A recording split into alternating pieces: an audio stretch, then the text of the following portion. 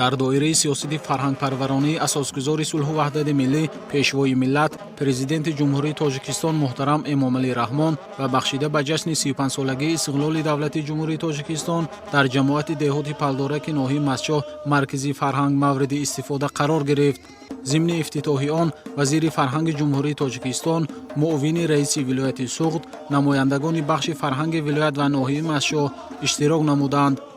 бинои хуштарҳу замонавии маркази фарҳанг бо истифода аз санъати меъморӣ бунёд гардида, дар он барои кору фаъолияти дастаҳои ҳунарӣ, кормандони бахши фарҳанги ҷамоат, баргузории ҳамоишу барномаҳои фарҳангӣ, шароити зарурии замонавӣ фароҳам оварда шудааст. маркази фарҳанг аз ду ошона иборат буда, бо усули меъморӣ қомат афрохта, ба ҳусни ноҳия зебогии хоса зам мекунад. корҳои сохтмонӣ дар бинои мазкур соли 2017 бо маблағи беш аз 8 миллион сомонӣ аз ҷониби Вазорати фарҳанги ҷумҳурии Тоҷикистон бунёд ёфтааст. имрӯз пешрӯи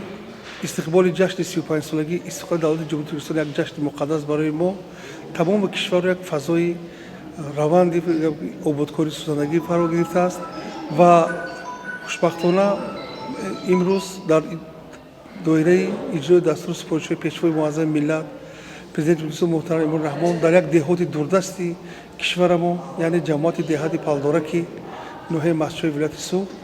аз ҷониби Вазорати фарҳанг барои сокинони як тӯҳфаи ҳамчун як тӯҳфаи арзанда ба истиқболи ҷашни 35-солагии истиқлоли давлати Тоҷикистон як маркази фарҳангӣ сохта ба истифода дода шуда истодааст. марказ дорои тамоми таҷҳизоти муосир, симхонаҳои барҳаво, ки он воситаҳои мултимедиявии техникӣ ҳамаш яъне таъмин шудааст ва сохтани инчунин марказ дар як гӯшаи деҳоти дурдасти кишварамон ин маҳз барои ғанӣ гардонии фазои фарҳангии мамлакат ва анамон таваҷҷӯҳи худи пешвои муаззами миллат барое ки деҳот рушд кунад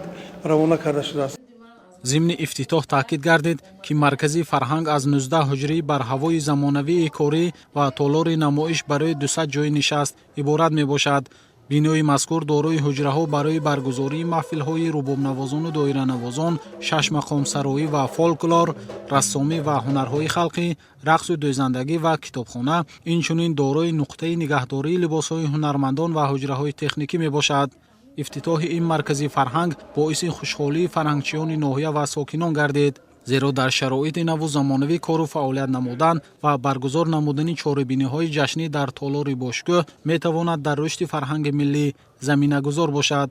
با شرافتی استقلالیت دولتی، صلح و ثبات کشور و سیاست عاقلانه و فرهنگ پرورانه اساسگذار صلح و وحدت ملی پیشوای ملت پرزیدنت جمهوری تاجیکستان محترم امامعلی رحمان یکی از دهه‌های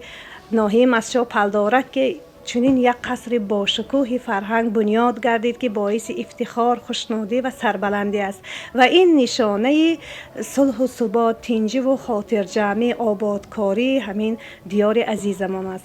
پس از شناسایی در تالار مرکزی فرهنگ چاره‌بینی ایدانه دایر گردید که در آن وزیر فرهنگ جمهوری تاجیکستان، معاون رئیس ولایت سوغد، نمایندگان بخش فرهنگ ولایت اشتراک و سخنرانی نمودند. برآمد کنندگان بابت دستگیری و غمخوری‌های حکومت مملکت مخصوصاً پیشوای ملت محترم امامعلی رحمان یادآور شده ذکر داشتند که ساحه فرهنگ کشور زیر توجه همیشگی سرور دولت قرار داشته و دستاوردهای نظررس نائل گردیده ایستاده است. ذکر گردید که با ابتکار پرزیدنت کشور برنامه‌های دولتی رشد فرهنگ، حفظ یادگاری‌های تاریخی و احیای هنرهای ملی راه‌اندازی شدند. در قسمت آخری چاره‌بینی ایدانه برنامه کنسرتی هنرمندان بخش فرهنگ ناحیه دایر گردید که آن ترانه‌گر دوستی، صداقت به دولت و ملت، ارزش‌گذاری به تاریخ به حساب می‌رفتند.